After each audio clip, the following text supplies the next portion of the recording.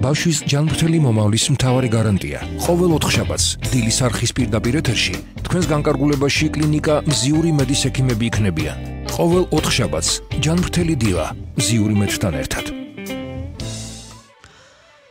დილამშვიდობის მოგესალმებით, ღია ეთერში დაგიბრუნდით გადაცემით ჯანმრთელი დილა კლინიკა მზიური მედის რადიოემედის ერთობლივი პროექტი გახლავთ, როგორც ყოველთვის დღესაც ძალიან საინტერესო თემით შემოგიერთდით. ფსიქოლოგი ნინო მარსაგიშვილია ჩვენი სტუმარი, რაც შეეხება საუბრის თემას, ეკრანოდამოკიდებულება ბავშვებში, თუ რატომ და როგორ უნდა მოვარიდოთ ბავშვები ეკრანს, დეტალურად ჩვენი სტუმარი ისაუბრებს. ქალბატონი ნინო, მოგესალმებით.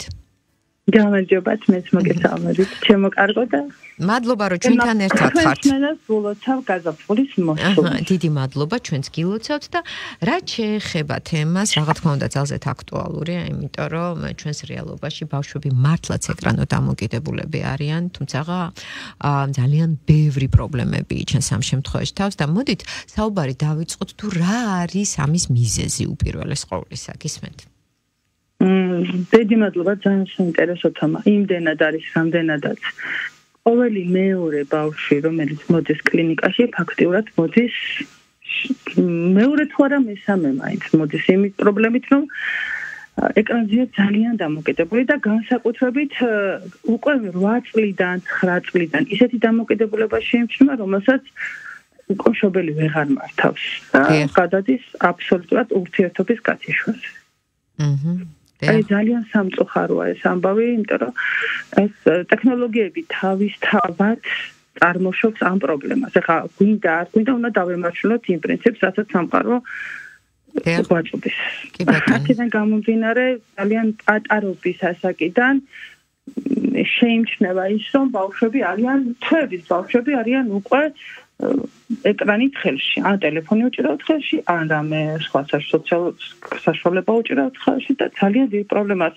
მე რო ქმნის მშობელს, მე აქვს რეაქცია, მაგრამ თავიდან აი ჩანასახში რა ხდება, ამის გაშლა ძალიან მნიშვნელოვანია და მადლობა რომ თქვენ ამ თემას შეეხეთ. დიახ, და აი მიზეზი, მთავარი მიზეზი ალბათ მაინც კომუნიკაციის გაწყვეტაა, ხო, მშობლებსა და შვილებს შორის. ალბათ მეტი დრო უნდა დაუთმოთ შვილებს და თქვენ უკეთ ისაუბრეთ ამ თემაზე. დადასტურებულია, რომ სენსორული არხების საშუალებით ვამყარეთ ჩვენ კავშირს გარემოსთან. ეს იქნება სმენა, მეტყველება, გნოსვა, ტაქტილური შეფასებები, კინესთეტიკა და ყველაზე მნიშვნელოვანი ამბავი რაც არის ამ ყველაფერში ჩასახვიდან სადღაც 8 კვირაში თურმე უკვე ადამიანს აქვს აქტიური შეგრძნები პატარა ჩანასახს. ანუ ეს სენსორული არხები სწორად კი ვითარდება, მაგრამ მზაობა აქვს ჩვეულებრივი რიტმით განვითარებისკენ. როდესაც უკვე ბავშვი იბადება, იქ 1000 პრობლემა იჩენს შეიძლება ურთიერთობებში თავს. ახალდაწყებულ ოჯახებში, ახალშექმნილ ოჯახებში, ხა პატარა ბავშვები უფრო ახალშექმნილ ოჯახებს აქვთ, ხო? აქედან გამომდინარე, ეს ურთიერთობის რაღაცნაირად დარეგულირების პროცესი, ეს ბავშვები ალბათ ამ ზედმეტად ხმაურობენ, ან რაღაცნაირად ვერ იჭერენ. აქედან გამომდინარე, ძალიან ხშირად ხდება, რომ პატარა 6-7 თვის ბავშვებს უკვე ეკრანს ძალიან ადვილად აკონტაქტებენ ეკრანთან. როცა ამ დროს ყველაზე მნიშვნელოვანი მომენტს კარგავ, ხო? შვილთან ურთიერთობის ყველაზე უნიკალურ მომენტს, რომელიც ეს არასოდეს აღარ განმეორდება. დიახ.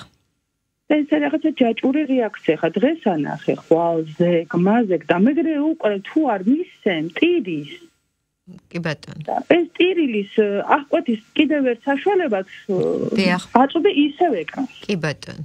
დიახ. აი ეს მომენტი ძალიან მნიშვნელოვანია იმდენად რამდენადაც ჩვენი მთელი მომავალი მათზეა დამყარებდა. თუ ჯანსაღი-თაობა არ გაიზარდა, ჩვენ ვერაფერს ვერ გავაკეთებთ. კი ბატონო, და თავს იჩენს პრობლემები. რა პრობლემებზეა საუბარი, როდესაც ბავშვი ეკრანოდამოკიდებულია და რა თქმა უნდა უკვე წლების მანძილზე გრძელდება ეს? ტვინს აქვს ინტენსივების უნარი. აი თითქოს ფოტოგრაფიულად უნდა ჩაბეჭდოს რაღაცას ჩაბეჭდოს უარყოფით. აი ეს ერთი ჩაბეჭდილი უარყოფითი გადასროლილია კარაცნობიერში. ერთხელ 20 და თითქოს აი ფოლდერები ვითარით თითქოს აი ამ ფოლდერში არის შიში, აი ამ ფოლდერში არის აი ეს უარყოფითი განცდა. ამ ფოლდერში არის ეს ფოთა და ძალაუნებურად უკვე იმდენი ფოლდერია იმ არაცნობიერში. მე ეს ისტერიკაში, ღამის შიშებში, ტირიოში, აი ამ ემოციების სწორად ძერ გამოშვებაში და ყველაფერი აი ამაში წარმოსახვა ძალიან კარგია, მაგრამ ხო შეიძლება ეს წარმოსახვა დოზირებულად იყოს მიწოდებული. მთელი დღე რო გაჯეტთან ზის ადამიანი. კი, საზოგადო სოციალური მედია ყველაფერი აბსოლუტურად ამაზეა დამოკიდებული.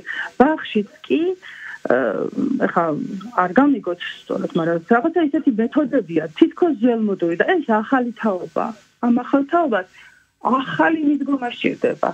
ახლებურად შეხედა. და მაშინ აი როგორ ნახეთ, ქალბატონინო, კიდე ჩაგეკითხებით, მაშინ როგორ შევზღუდოთ ბავშვის გაჯეტებზე დამოკიდებულება? კი ბატონო, ახალი მიდგომა და რა შევთავაზოთ საპირწონოდ? იცით რა ფიქრობ, აი ძალიან ბოდიში და უნდა გამიგრძელებინო და თითქოს თქვენ ისეთი კითხვა დასვით, რომ ამას მიყვა. ძალიან მნიშვნელოვან მომენტად მიმაჩნია, რომ მე არა მხოლოდ, უბრალოდ მეცნიერები ფიქრობენ, რომ ბავშვები ძალიან ადვილად იმეორებენ ჩვენ ქცევებს. ჩვენ რას ვატყდით ბავშვს, რა კუთხიდან ვანახეთ ჩვენ თავს. თუ ჩვენ თავად ვართ ტელეფონში მთელი დღის მანძილზე და ბავშვისთვის არ გცალია, რას კარნახოთ ბავშვს, ეგ ტელეფონია ხო მნიშვნელოვანი. დიახ. ამას ყველაზე მნიშვნელოვანი გვეპარება ურთიერთობა. კი ბატონო, ცოცხალი კომუნიკაცია ნამდვილად. ურთიერთობა არ არის, როცა ზრუნავ. ეგ არ არის ურთიერთობა. ზრუნვა რო ჩააცი, აჭამე, რაღაცაერთ მოაწესრიგე, ეს არის ზრუნვა. ურთიერთობა კიდევ უფრო მნიშვნელოვანია, ხო? ეხა ჩვენ რაც ეხა მე 52 წლის ასაკში მქონი ადამიანი ფიქრობ ღმერთო რამდენი რაღაც გავყო მიუხედავად იმისა რომ ძალიან მობილიზებული დედა ხა სამშვილთან ყველა სხვადასხვა ასაკობრივ კატეგორიაში მყავს სამივესთან სხვადასხვა რაღაცა იყო წინა პლანზე ეხლა აი ამ ეტაპზე ფიქრობ რომ რამდენად თავისუფლები არიან უმცროსი შვილები ჩემი კიდე უფროსი ქალიშვილი იმიტომ რომ ის უფრო სხვა სილაღით გავზარდა, იმიტომ რომ მეტი ცოდნა მქონდა ამასთან დაკავშირებით. კი ბატონო, და ქალბატონინო, საინტერესოა ემოციური კავშირი წყდება თუ არა მშობლებს და შვილებს შორის, როდესაც ბავშვები ეკრანო დამოკიდებული ხდებიან. და ეს ემოციური კავშირის გაწყვეტა არის თუ არა ამის ერთ-ერთი გამომწვევი მიზეზი. ბოდიშით რომ ცოტა ჩქარავ ლაპარაკობ ხო? არა, რაც ბზანებთ ისა. მესმის ცოტა და გესმით ახლა? გესმით რა კითხვა დავსვი? კი, ემოციურ კავშირზე. იცით რა არის? მე ნახევარ სფერო, მარჯვენა ნახევარ სფერო თავის ტვინის. აღიქონს მელოდიას. ჩვენ ხმას, ჩვენი ტემბრს, ყველაფერს და იმდენად ცუდად აქვს განვითარება, იმდენად ცუდ გაზეგავლენას ახდენს აი ეს ემოციური გადაწვა, რომელიც გვინდა თუ არ გვინდა მშობლებს აქვს და მე აქედან გამომდინარე შვილებს უკვე არასწორი მეთოდებით ეურთიერთობებიან. ვერ აგიხსნათ, ახლა ყველაზე მნიშვნელოვანი რაღაცას ვამბობ, ახლა იგაგებით რომ მშობლებს არ აქვთ მშობლობის უნარი. მშობლებს არ აქვთ ურთიერთობის სურვილი. სურვილი აქვთ რომ იყვნენ იდეალური, ყავდეთ იდეალური შვილები. და ალბათ დროიდან გამომდინარე, ხო? დიახ. ფიზიკურად ვერ გახდება ის იდეალური. თუ შენ მთელი დრო არ დაუწე მას, ფიზიკურად ვერაფერი ვერ გამოვა. კი ბატონო. გენიალურ ვაჟას აქვს სიტყვები რამაზად შვილი გამზრდელი დედა მიაჩნდა მას გმირად. მართლა მნიშვნელოვანი მომენტია რომ მთელი დრო და ენერგია ჩვენ მომავალს დავუთმოთ. თუ შენ აიღე პასუხისგებლობა რომ იყო დედა, იყო მამა, კეთილი უნდა ინებოდა ეს დრო უფრო რაციონალურად განაწილო იმისთვის, რომ მისი განვითარებისთვის ყველაფერი გააკეთა. დიახ, ქალბატონინო, აბსოლუტურად გეთანხმებით იმაში, რომ დროის რაციონალურად განაწილება უნდა მოხდეს, იქიდან გამომდინარე, რომ ანუ დღევანდელი ცხოვრების ტემპი ისეთი დაჩქარებულია და თან მშობლები დაკავებულები არიან, მაგრამ შესაძლებელია დღეში რამდენიმე საათი ემოციური კონტაქტისთვის გამოიყოს ბავშვებთან და ეს არის აუცილებელი და კიდევ ვიცით რა, საინტერესოა თუ რა საკამდე არის კატეგორიულად აკრძალული ეკრანი ბავშვებისთვის. ესე მეცნიერები მსჯელობენ ამაზე და ძირითადად მინდა გითხრათ რომ 3 წლამდე სანამ მე კონცეფციის ჩამოყალიბებას დაიწყებს ადამიანის საერთოდ არ არის აუცილებელი რომ ეკრანთან ოდნავ მაინც იმუშვა ბავშვი. გასაგებია. არანაირ მოთხოვნა, აი რაღაცნაირად ბავშვს არ აქვს ამის მოთხოვნა თუ ჩვენ არ გაუჩინეთ. როგორც ვიქცევით, ბავშვიც ასე იქცევა. შემდეგ უბრალოდ დოზირებულად, აი 15 წუთი. აი გავზარდოთ ეს თქვა 9 საათამდე. მე არ ფიქრობ უბრალოდ, კი ამბობენ 1 საათი საკმარისია, მაგრამ 1 საათიც ბევრია. ხა იმ ერთი პატარა მოცემის ყურებას რა რომელიც რაღაცა ისეთი სასიამოვნო დადებითი ემოციებთან ერთად შეიძლება ცოტა ისეთი ემოციებიც იყოს, როგორ გითხრათ, შეზავებული, მას ვაკუნა დაინახოს თეთრი და შავი. ვაკუნა დაინახოს კეთილი და ბოროტი და მარტო ესე ჩავკეტოთ და ერთ სივრცეში ყოდეს ბავშვი და საერთოდ არანაირი სოციალურ მედიასთან არანაირი კავშირი არ ქონდეს, კონტაქტი არ ქონდეს, უბრალოდ გაუჭირდება, იმიტომ რომ სხვა საზოგადოების წევრად ჩვენ დღევანდელ თავს. თუმეტეს რომ სკოლაშიც იცით რა არის ძალიან ცუდი მიდგომაა რომ ეს რეფერენტები აუცილებლად ბავშვებმა უნდა გააკეთონ ნამდვილად იმაში რა ქვია PowerPoint-ში უნდა აწყდეს კი ძალიან კარგია ყველაფერი კაია მაგრამ იცით როგორი რამხელა შთაბეჭდილების ქვეშ ვიყავი როდესაც აი ეს პრეზენტაცია მე უნდა გამეკეთებინა როცა მე ვიყავი ბავშვი და სკოლაში უნდა მომეტან უნდა კიდეც დამეხატა ინფორმაცია უნდა მომეძია ეს ყველაფერი უნდა გადამეტან და ერთმანეთს ვდიდით ამ ინფორმაციით, იმიტომ რომ იმისთვის ხვანაირი იყო და ეს ბავშვებს ხა ყველა ეს ძალიან კარგი პერიოდია. აი ეს პერიოდი მე მგონია რომ სკოლებმაც უნდა იფიქრონ იმაზე რომ აი ამ მე 8 წლის და 7 წლის და 9 წლის და 10 წლის ბავშვს არანაირად არ ჭირდება მე მგონი კი ბატონო. აი ასეთ გასაგებია. ჩვენ თვითონ ხდით აი ამ თემას აი ასეთ სირთულეს ჩვენ ვაჯახებთ მე მგონი ჩვენ პატარაში. კი ბატონო, ეს მარტო ჩვენს ქალბატონინო მარტო ჩვენს რეალობაში არ არის ეს სამყაროს გამოწვევა და იცით რა, ძალიან მნიშვნელოვანია რა თქმა უნდა ბავშვის განვითარების ეტაპები, ხო? და აი რა გავლენას ახდენს შეუზღუდავი ეკრანის მოხმარება ზოგადად ბავშვის განვითარებაზე? აი ეს რაღაცას გეტყვით, ბალანსის მეთოდი ხო არსებობს სამყაროში, თუნდაც ჩვეულებრივი ქოთმის ყვავილი ავიღოთ. ბევრს დაუსხავ. იცით რომ მოკვდება და სხვა ფაქტორი დავწება და ისეთი ფესვი ცოტას დაუსხავ და გახსოვდა და აი ეს ბალანსის მეთოდი ხა ძალიან ადვილი და შესაძლოა მეტაფორულად ესე ავიღოთ ბალანსის მეთოდი ყველგან არის კი გასაგებია რომ ფეხი უნდა ავუწყოთ მაგრამ იმ სოციუმს ხო ჩვენ ვქნით კი ბატონო არავინ არ ქნის ჩვენს გარეშე ჩვენ გვაქვს ეს მოთხოვნება კი გავიგეთ გასაგებია მაგრამ ხო ხედავთ თაობას კარგავთ ამის გამო მე ვერ გეტყვით რა სავალალო მდგომარეობაა ბავშვებმა ერთმანეთში ურთიერთობა არ იციან დიახ აი ურთიერთობა არ იციანო და როგორ აისახება ბავშვის ქცევაზე ეკრანო დამოკიდებულება აი პატარა და მაგალითს გეტყვით თუ გიდათ აი ცოტა ჩაატარე და ბავშვთა ცენტრში მიბრძანდით და ეს პაწაწინა ბავშვები დარბიან აი ამ რა ქვია რასაც ეუბნებიან იმას ასრულებენ და თამაშობენ და ხალისობენ კიდეც ცოტა მოზრდილით ბავშვები ყველანი არიან ტელეფონებში. დაპატიჟეთ თუ გინდა დაბადების დღეზე. ყველა დააკვირდით თუ გინდათ. მიარგეუნებით რომ ეს მარტო მათ ჭირთ. თუ გინდათ უფროსი ათაობის საზოგადოება იქნება ან სოციალურ ნამდვილად კი ბატონო. ტელეფონები უჭირავს ხაში. უკაცრავად გულახდილობის ის არა ჩვენგან მოდის ეს ყველაფერი. ჩვენ ვქმნით ამ სოციუმს. და კიდევ ქალბატონინო ერთი მნიშვნელოვანი ფაქტორი ძალიან ხშირად კვების დროს ბავშვები უყურებენ ეკრანს და არა მარტო ბავშვები ეს ზრდასრულებისთვისაც დამახასიათებელი მაგრამ ჩვენ აქცენტს ვაკეთებთ პატარებზე რა ხდება იმ დროს როდესაც ბავშვი მიირთმევს დავუშვათ პროდუქტს საჭმელს და ამ დროს ეკრანს უყურებს ყველაზე ცუდი რაც ხდება ის რომ ბავშვი ვერ გრძნობს ნაყროვანებას ბავშვი ხედავს ამუშავებს ტვინს და სადღაც მიდის დანარჩენი ყველაფერი. იმიტომ რომ ტვინი მუშაობს და იმიტომ რომ იკვებება რომ რაღაცა ნაყროვანება, იქ გემოს რეცეპტორები, იყნოსის რეცეპტორები, ყველა რეცეპტორები, ეს სენსორული არხები აქვს ყველაფერი, რომელიც ჩვენ თლიანად ყავს, ხო? ეს სადღაც მეორე მხარეს გადადის და საბოლოო ჯამში ბავშვი ვერ აფიქსირებს რა სჯამს.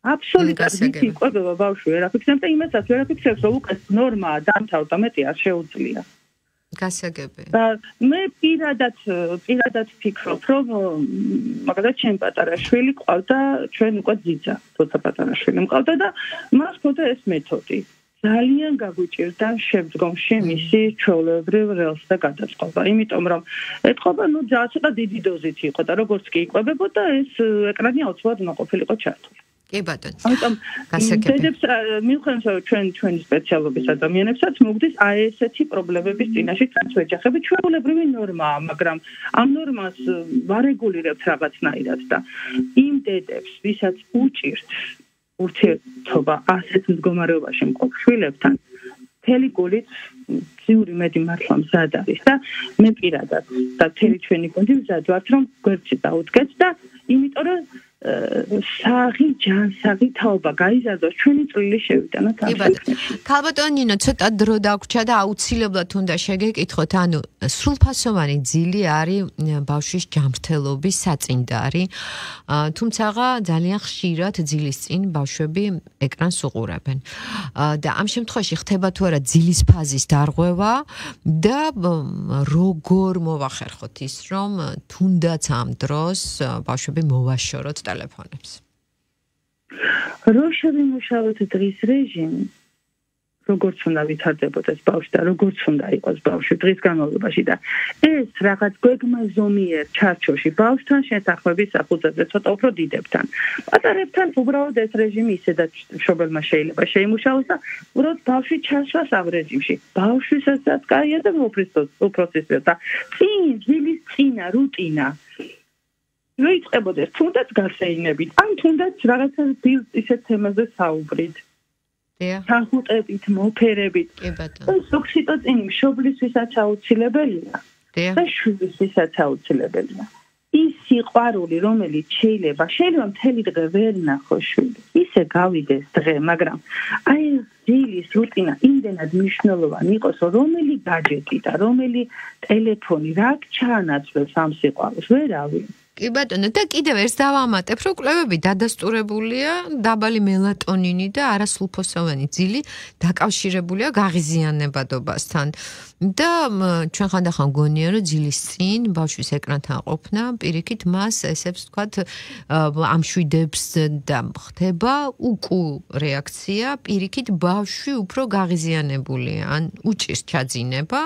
და აქედან გამომდინარე, რა თქმა უნდა, მიზანშეწონილია ის რჩევები გავითვალისწინოთ და ის რეკომენდაციები, რაზეც თქვენ ისაუბრეთ. მეტი ჩახუტება, მეტი მოფერება და თუნდაც ძილის წინ გასეირნება, მე მგონი ყველაზე უპრიანი იქნება. რამეს ხომ არ დაამატებდით და დავასრულოთ. მიადგეთ ჩვენ ზუსტად, იმიტომ რომ ადამიანი რა არის ბიო-ფსიქოსოციალური არსება. ყველა კომპონენტი უნდა იყოს მწყობრში, რომ ადამიანმა თავი იქნას ჯანმრთელად და ჯანმრთელი ადამიანი არის ყველა ეს კომპონენტი რო აქვს საღი. ახლა ასე ბოლომდე ჯანმრთელი ადამიანები შეიძლება არ დავდივართ სამყაროში, მაგრამ ყველამ ძალიან კარგად ვიცით, რომ 11 საათამდე დაძინება აუცილებელია იმისთვის, რომ მელატონინი გამუშავდეს, რადგანაც 11 საათიდან სადღაც პირველ საათამდე ხდება მხოლოდ ფორმირება. კი ბატონო. ძმები უჯრედებს შორის ვერ განხორციელდება სრულფასოვნად, თუ მელატონინი არ იქნა ორგანიზმში. კი, შეიძლება მელატონინი ზედაპირულად მიიღო, ფარმაცევტული კომპანიები ამაზე მუშაობენ, არის მელატონინის შემცველი აბები, მაგრამ იმასაც თავისი პროცესი აქ უნდა იყოს სრული სიბნელე ოთახში, რომ ამის შეწოვა მოხდეს. თუ შეიძლება რომ პატარა ბავშვებს რადგან ეხება ჩვენი ბლოკი, და თუ შეიძლება რომ ეს დაარეგულირო დროის მენეჯმენტი და სწორად რეჟიმის შემუშავებით, რატო არ უნდა გავაკეთოთ ეს და რატო არ უნდა შევუწყოთ დედებს ხელი და მამებსაც. მამები ძალიან მნიშვნელოვანი კომპონენტია ამ პროცესში, რომ ეს ძილის რუტინა სრულფასოვნად ისე დაგეგმონ, რომ ძილი თუ დაიძინეს ბავშვი 9 საათზე, მაქსიმუმად ის ნახევარზე. მე მოგცოტა უფრო დიდი ბავშვები 10 საათამდე ვერ იძინებენ. დიახ. ელემენტარულად მოხდება უკვე ამ მელატონინის ჩამოყალიბება და რატო უნდა გავაკეთოთ ის, რომ ზედმეტი დავამატოთ მისი ღვიძლისთვის გასასამუშავებლად ცოტა რთულია, ყველაფრისთვის რთულია. თუმცა შეიძლება ბუნებრივად მივიღოთ. ჩვენი ორგანიზმი ისეთ კარგ რესტარტს აკეთებს. ვერ აგიხსენებთ, ფანტასტიკურად ახერხებს ყველაფერი იმას, რასაც ჩვენ უბრალოდ ვეწინააღმდეგებით ჩვენი რაღაცა ქმედებებიდან გამომდინარე. კი ბატონო, და დროის მენეჯმენტი სწორად გადანაწილება არის ძალიან მნიშვნელოვანი და რა თქმა უნდა, ეს ყველაფერი გასათვალისწინებელია იქიდან გამომდინარე, რომ ბავშვის განვითარების ეტაპები ბავშვმა უნდა გაიაროს, რა თქმა უნდა, მართებულად, რომ შემდეგ უკვე ასაკში რაღაც გარკვეული პრობლემების წინაშე არ დადგეს, თუმცა მაინც ვუბრუნდებით საწყის დამით ავასრულოთ, რომ ეკრანო დამოკიდებულება ძალიან ბევრ პრობლემას იჩენს ბავშვის განვითარების პროცესში. ყველა ბავშვს უსურვებ ჯანმრთელობას და ერთმნიშვნელოვნად, რა თქმა უნდა, ჩვენზე მშობლებზე ძალიან ბევრი რამ არის დამოკიდებული. მადლობა ქალბატონო ნინო, ესეთი საინტერესო საუბრისთვის. ძალიან დიდი მადლობა ქალბატონო ნინო, მე მოხიბლული ვარ იმით, რომ მომეცა საშუალება, რომ ცოტა უფრო ახლოს მოვსულიყავი მშობლებთან. დიდი მადლობა, ნინო მარსაგიშვილი იყო ჩვენი სტუმარი ფსიქოლოგი, ხოლო რაც შეეხება საუბრის თემას, ეკრანო დამოკიდებულება ბავშვებში. რადიო იმედი სტილის არხი აგრძელებს მაუწყებლობას, მე მალე დაგიბრუნდებით.